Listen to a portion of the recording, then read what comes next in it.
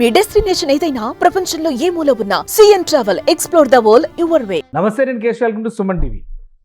అమెరికాలో కొత్త ప్రభుత్వం డొనాల్డ్ ట్రంప్ ఆధ్వర్యంలో ఏర్పడిన తర్వాత ఒక సంచలన ప్రకటన ఇప్పుడు తెగ వైరల్ అవుతుంది. ఇన్కమ్ ట్యాక్స్ ఫ్రీ నేషన్గా అమెరికాని తీర్చిదిద్దాలని ట్రంప్ కలలుగంటున్నారు. ఇది సాధ్యమయ్యే పనేనా? ప్రపంచంలో ఏ ఏ దేశాల్లో ఇన్కమ్ ట్యాక్స్ లేకుండా ఉంది? ఒకవేళ అమెరికా లాంటి అగ్రరాజ్యంలోనే ఇది సాధ్యమైతే మరి భారత్ పరిస్థితి ఏంటి? ఇన్కమ్ ట్యాక్స్ తీసుకోకుండా పాలకులు పాలనని కొనసాగించగలరా? ప్రభుత్వాలు ముందుకు సాగగలవా? దీని వెనుక ఉన్న మతలబ్ ఏంటి? ఒకసారి విశ్లేషించేటువంటి ప్రయత్నం చేద్దాం. మనతో పాటు బిజినెస్ ఎక్స్పర్ట్ రామచంద్రమూర్తి గారు. రామచంద్రమూర్తి గారు, నమస్కారం. నమస్తే అండి. రామచంద్రమూర్తి గారు, ఇన్కమ్ ట్యాక్స్ ఫ్రీ నేషన్ ఇది తెగ వైరల్ అవుతుంది సోషల్ మీడియాలో. ట్రంప్ అడ్మినిస్ట్రేషన్ మొదలైన తర్వాత చాలా సంచలన నిర్ణయాలు తీసుకున్నారు. ఇప్పుడు దీని గురించి ఎక్కువ మాట్లాడుతున్నారు. ఫస్ట్ ఏదో టిప్స్ పైన జిఎస్టీలు ఉండవు, అంటే అక్కడ ట్యాక్సేషన్ ఉండదు అని చెప్పి చాలా చిన్న చిన్న విషయాలు మాట్లాడారు. ఇప్పుడు ఏకంగా ఇన్కమ్ ట్యాక్స్ ఫ్రీ నేషన్గా అమెరికాని చేస్తామంటారు. ఏంటి దీని మతలబ్ ఏంటి? ఇప్పుడు ప్రెసిడెంట్ అసలు యుఎస్ లో ట్యాక్స్ స్లాబ్స్ చూసుకుంటే సార్, ఇప్పుడు ప్రెసిడెంట్ 10% నుంచి హైయెస్ట్ సైడ్ 37% వరకు ఉన్నాయి. నార్మల్ గా ఇండియాలో ఉన్నట్టు ఉన్నాయి. మన ఇండియాలో మాక్సిమం 30% హై. ఇక్కడ ఏంటంటే ఈవెన్ 37% హై బ్రాకెట్ కూడా ఉంది. అయితే వీళ్ళు అనేది ఏంటంటే ఈ యుఎస్ ఎలక్షన్స్ లో ఈసారి డొనాల్డ్ ట్రంప్ మేజర్ గా వచ్చింది ఏంటంటే అమెరికా ఫస్ట్ అనే నినాదంతో ఆయన వచ్చారు.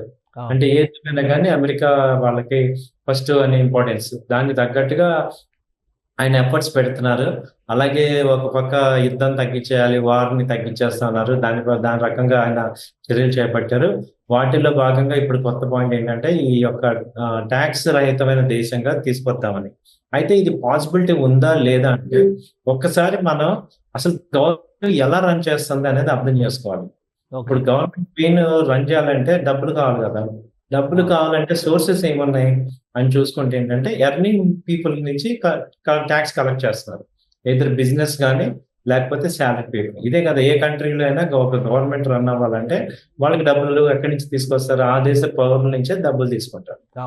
అయితే ఇప్పుడు మీరు ట్యాక్సెస్ ఎంప్లాయీస్ దగ్గర నుంచి కట్ చేస్తున్నామంటే మరి ఆ కాంట్రిబ్యూషన్ అమౌంట్ వేరే చోట నుంచి రావాలి, అంతే కదా. అప్పుడు కానీ ఈ అమౌంట్ మరి గవర్నమెంట్ కి కంపల్సరీ పేమెంట్స్ ఉంటాయి. గవర్నమెంట్ ఫంక్షన్ చేయడానికి ఎక్స్పెండిచర్ విపరీతంగా ఉంటుంది, అదైతే తగ్గదు కదా. సో ఈయన బిజినెస్ మ్యాన్ కాబట్టి ఈయన ఏం చేస్తున్నారంటే ఇటు సైడ్ తగ్గించి ఇంకొక సైడ్ తీసుకోవాలి.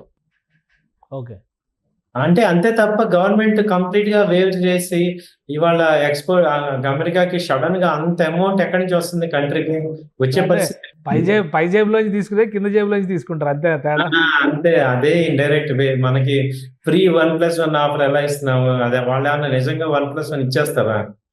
ఇప్పుడు అదేంటంటే సమ్ ప్రీవియస్ సేల్స్ అవ్వనని చెప్పి ఇక్కడ మనకి సేల్స్ చేస్తారు.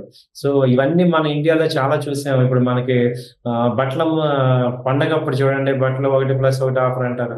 అవి ఎప్పుడు ఓల్డ్ స్టాక్ క్లియరింగ్ స్కేల్ ఈ టైప్ లోనే ఇది తప్ప ఇదేమి కంప్లీట్ గా మనం ఈ ట్యాక్స్ అంతా కూడా తీసేస్తే వేరే చోట నుంచి ఎక్కడి నుంచి వస్తాయంటే వాళ్ళు ఏం చేస్తున్నారు, ఇప్పుడు సెస్ ట్యాక్స్ వేస్తారు అనమాట.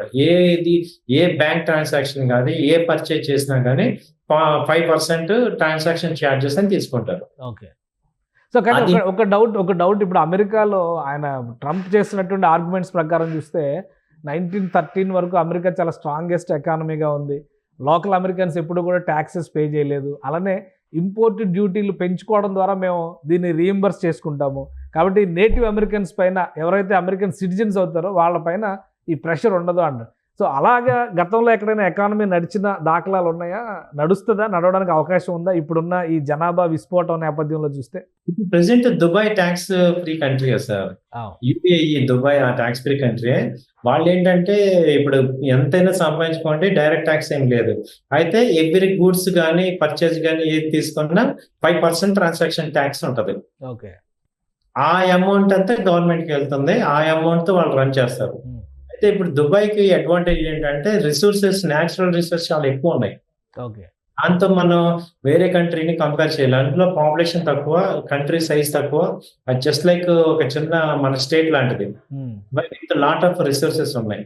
అయితే మనం యుఎస్ ని కంపేర్ చేసుకుంటే యుఎస్ లో ఇప్పుడు ఆయన ఈ మోడల్ అక్కడ పెడదామని చూస్తున్నారు. అయితే ఇదే జరుగుతుంది. ఆయన ఏంటంటే ఈ డైరెక్ట్ ట్యాక్సెస్ తీసేసి బ్యాంక్ ట్రాన్సాక్షన్ ఛార్జెస్ పెట్టుకుంటే ఏ ట్రాన్సాక్షన్ జరిగినా 5% గవర్నమెంట్ కనుగొన్నాం అనుకోండి, ఇంకా ట్యాక్స్ ఎందుకు? ఓకే. సేమ్ ఇప్పుడు కూడా అప్లై చేయొచ్చు. ఇండియాలో కూడా మీరు ఎవరికి డబ్బులు పంపించండి లేదా ఏదైనా కొనండి, బ్యాంక్ ద్వారా చేయండి, లేకపోతే ఎనీ ట్రాన్సాక్షన్ 5% ట్యాక్స్ అనుకోండి, అది చాలా ఎక్కువ అమౌంట్ వెళ్ళిపోతాయి గవర్నమెంట్. సో అంటే ట్యాక్స్ ఫ్రీ అమెరికా అయితే ట్యాక్స్ ఫ్రీ ఇండియా కూడా సాధ్యమే అంటారా? అదే మోడల్ అన్నిటికీ. అయితే అదేంటంటే న్యాచురల్ గా చూస్తే ఏమవుతుందంటే ఒక 1 year 2 years తర్వాత కనుక చూస్తే దాన్ని ఎవరు కూడా ఒప్పుకోరు అనమాట. ఈ ట్యాక్సే కట్టడం బెటర్ అంటారు. ఓకే. అండ్ ప్రతిదానికి ఎక్కువ ట్యాక్సెస్, ఇంకెక్కువగా ట్యాక్సెస్ కట్టాల్సి వస్తుంది. దాంతో పాటు ఈ ఇన్ఫ్లేషన్ ఇంకెక్కువ పెరిగే ఛాన్సెస్ ఉంటుంది. ఓకే. కాబట్టి ఏంటంటే మా పాయింట్ ఆఫ్ వ్యూలో ఇప్పుడు దుబాయ్ చూసాము. దుబాయ్ని ఆల్రెడీ ట్యాక్స్ ఫ్రీ కంట్రీ అంటాం, కానీ అక్కడ ఎక్స్పెన్సెస్ కానీ, కాస్ట్ ఆఫ్ లివింగ్ కానీ, మళ్ళీ అడిషనల్ ఛార్జెస్ కానీ ఎక్కువ ఉంటాయి. దాని ద్వారా ఎక్కువ మనకి గవర్నమెంట్ కి ఎక్కువ మనీ వస్తుంది. ఓకే. సో ఇండియాలో ఇప్పుడు బడ్జెట్ పెట్టబోతున్నారు. బడ్జెట్ పై కూడా చాలా స్పెక్యులేషన్స్ ఉన్నాయి. ఇన్కమ్ ట్యాక్స్ స్లాబ్స్లో చేంజెస్ వస్తున్నాయి, కొత్త రివిజన్స్ రాబోతున్నాయి. దీనిపైన అమెరికా ప్రభావం ఏమైనా ఉంటుందా, లేదంటే మన వాళ్ళు కూడా ఈ స్లాబ్ సిస్టంలో మార్పులు చేయడం ద్వారా ఇంకా ఎక్కువ స్కోప్ ఇవ్వడానికి అవకాశం? ఎందుకంటే సోషల్ మీడియాలో చాలా పోస్టులు చూస్తే మనం అన్ని ట్యాక్స్లు వసూలు చేస్తున్నారు, మళ్ళీ అడిషనల్గా ఇన్కమ్ ట్యాక్స్ వసూలు చేస్తున్నారు అనేటువంటి బాధ ఇండియన్స్లో కూడా చాలా వరకు ఉంది. సో ఇక్కడ ఏమన్నా సొల్యూషన్ దొరికే అవకాశం ఉంటుందా? సొల్యూషన్ అంటే సార్, ఇప్పుడు ఇది ఎప్పుడో కూడా కన్సిడర్ చేస్తారు. 2 years బ్యాకే కన్సిడర్ చేశారు, ఇది డైరెక్ట్ గా ట్యాక్సెస్ తీసేసి ఇలా పెడదామని. అయితే అవి ప్రాక్టికాలిటీ కూడా కొంచెం తక్కువ ఉంటుంది. అంటే మనకి ఆల్రెడీ ఒక ట్యాక్స్ కలెక్షన్ వ్యవస్థ ఉంది ఆల్రెడీ మనకి. రెండోది ఏంటంటే ఇప్పుడు ప్రెసెంట్ బడ్జెట్ లో నేను అనుకోవటం ఏంటంటే, ఈ ట్యాక్స్ పేయర్స్ దగ్గర నుంచి కాకుండా ఇప్పుడు చిన్న చిన్న వ్యాపారులు ఉన్నారు, వాళ్ళు అసలు ట్యాక్స్ కట్టట్లేదు. మనం మొన్నే చూసాం, ఒక పానీపూరి అమ్మే ఆయన 50 లక్షలు టర్న్ ఓవర్ చేస్తున్నారు. రోడ్డు మీద అమ్మే వాళ్ళు, పునుగులు, బజ్జీలు, వీళ్ళెవరు కూడా ట్యాక్సెస్ పే చేయట్లేదు. వాళ్ళనైతే ఫోకస్ చేస్తారు ఈ బడ్జెట్ లో. వాళ్ళ నార్మల్ ఎంప్లాయీస్ కి, వేతన జీవులకి బడ్జెట్ లో పెద్ద ఫోకస్, రిలీఫ్ లాంటివి ఉండవంటారా? రిలీఫ్ ఉండదు, ఎడిషన్ ఉండదు. ఎందుకంటే ఇప్పుడు నెక్స్ట్ ఏంటంటే, ఇది మోడీ గారిది 3.0 బడ్జెట్ కాబట్టి ఆల్రెడీ ఇంకా ఎలక్షన్స్ అయిపోయి ఇప్పుడే ఉన్నాయి కాబట్టి లాస్ట్ టైం పెండింగ్ వర్క్స్ అన్ని కూడా ఇప్పుడు ఉన్నాయి. అవన్నీ ఫోకస్ గా కంప్లీట్ చేయాల్సిన టైం వచ్చింది కాబట్టి ఏంటంటే గ్రోత్ కి ఎక్కువ పెద్దపీట వేయాలి. ఎందుకంటే జీడిపి 7% కానీ తగ్గింది. సో ఎకానమీ బాగా క్రిటికల్ గా ఉంది కాబట్టి ఇప్పుడు ఇంకా బెనిఫిట్స్ ఇచ్చే కన్నా ఇక్కడ ఇంపార్టెంట్ ఏంటంటే జాబ్ క్రియేషన్ కానీ, గ్రోత్ కానీ, ట్రెమండస్ గ్రోత్ క్రియేట్ చేయాలి, sustainability. Next bullet trains track లో తీసుకురావాలి, ఇప్పటికే చాలా డిలే అయిపోయింది. చాలా ప్రాజెక్ట్స్ అన్ని కూడా పెండింగ్స్ ఎక్కువ ఉన్నాయి, మిడిల్ స్టేజ్ లో ఉన్నాయి. కాబట్టి ఇక్కడ ఎక్కువ ఫోకస్ చేయాల్సింది ఏంటంటే ఈ జాబ్ క్రియేషన్, ఉన్న జాబ్ ని ఫియర్ గా లేకుండా జాబ్ చేసుకునేటట్టు మెయిన్. ఆ తర్వాత ఇన్ఫ్లేషన్ తగ్గించడం, గ్రోత్ ని పెంచడం, ప్రాజెక్ట్స్ తీసుకురావడం, వీటి మీద ఎక్కువ గ్రోత్ మీద ఎక్కువ పెట్టాలి. ఈ సబ్సిడీస్ కానీ వీటిని అయితే పెట్టే పరిస్థితి లేదు. ఇంకా 2 ఏళ్ళ దాకా కూడా ఛాన్స్ లేదు. ఎందుకంటే next 2 years last budget elections ముందు 2 years వాళ్ళు అప్పుడు పెడతారు తప్ప ఈ 3 years కూడా ఎక్స్పెక్ట్ చేయడానికి లేదు. నిజంగా అదే కరెక్ట్. ఎందుకంటే మనకి అంతా కూడా ఇప్పుడు 1 trillion ఎకానమీకి రావాలి మనం. సో కాబట్టి ఏంటంటే ఎక్కువ జాబ్ క్రియేషన్ కానీ, ఈ మిడిల్ క్లాస్ వాళ్ళకి మనకి ముందు ఎంప్లాయ్మెంట్స్ ఇవ్వటం. ఎందుకంటే ఇప్పుడు ఐటీ సెక్టర్ వీక్ అయిపోతుంది, ఫార్మా సెక్టర్ వీక్ అయిపోయి, ఎక్స్పోర్ట్స్ తగ్గిపోతున్నాయి. కాబట్టి వీటన్నిటికీ సొల్యూషన్స్ కంపల్సరీ బడ్జెట్ ఇవ్వాల్సిందే.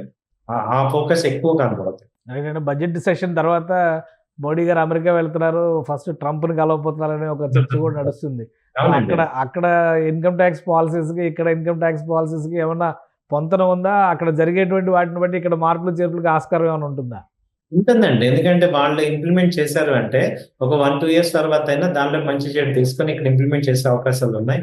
ఎందుకంటే ఇప్పుడు ట్రంప్ సెకండ్ టైం వచ్చారు కాబట్టి ఆయన కొత్త తరహాగా ఉంటుంది. ఆయన ఏంటనేది ఇప్పుడు ఒక 2 versions ఉన్నాయి దీనిలో. ఇప్పుడు ఒక 6 నెలలు మాట్లాడేసి ఆ తర్వాత కామౌట్ అనేది ఒక పాలసీ, నిలబట్టం అనేది ఇంకోటి. ఇది అంతా మనకు తెలియాలంటే ఒక 6 months అయితే కానీ ఆ ఒరిజినాలిటీ రాదు, ఆ పాలసీలు ఇవన్నీ కూడా. ఇప్పుడు ఆర్డర్ సైన్ చేయటం వేరు, దాన్ని ఇంప్లిమెంట్ చేయటం వేరు. సో ఆయన కూడా ఏంటంటే పెద్ద బిజినెస్ మ్యాన్, మార్కెటింగ్ మ్యాన్ కాబట్టి ఆయన ఏంటంటే ఫస్ట్ ఆ ఇంప్రెషన్ ని అలా మెయింటైన్ చేస్తున్నారు, కానీ అన్ని చేస్తారని అయితే పాసిబిలిటీ జరగాలని చూడాలంటే ఒక 6 months వెయిట్ చేయాలి. రైట్ సో రైట్ ఇప్పుడు ఏం జరగవు. రైట్ థ్యాంక్ యూ రామచంద్రమూర్తి గారు మీ అభిప్రాయాలు తెలియజేసినందుకు. ఇది డొనాల్డ్ ట్రంప్ తీసుకున్నటువంటి ట్యాక్స్ ఫ్రీ విధానంలో కొన్ని మతలబులు ఉన్నాయి. ట్యాక్స్ని రిలీఫ్ చేస్తూ మరోవైపు నుంచి సెస్ల రూపంలో వసూళ్లు మాత్రం ప్రభుత్వాలు వదిలిపెట్టేటువంటి అవకాశాలు ఉండవు. ఎందుకంటే పాలనా వ్యవస్థ నడవాలంటే ఆర్థిక ఇంధనం అత్యవసరం అని చెప్పని రామచంద్రమూర్తి గారు చెప్తారు. అలానే భారతదేశంలో ఈసారి బడ్జెట్లో పెద్దగా రిలీఫ్ వచ్చే అవకాశం వేతన జీవులకు లేకపోయినా కానీ అమెరికాలో అమలు చేయబోయేటువంటి ఆర్థిక సంస్కరణలు, ముఖ్యంగా ట్యాక్సేషన్ పాలసీ రిఫార్మ్స్ ప్రభావం భారతదేశం పైన కూడా ఉండడానికి అవకాశం ఉంటుందని ఆయన విశ్లేషిస్తున్నారు. ఇది స్పెషల్ డిస్కషన్. Keep watching.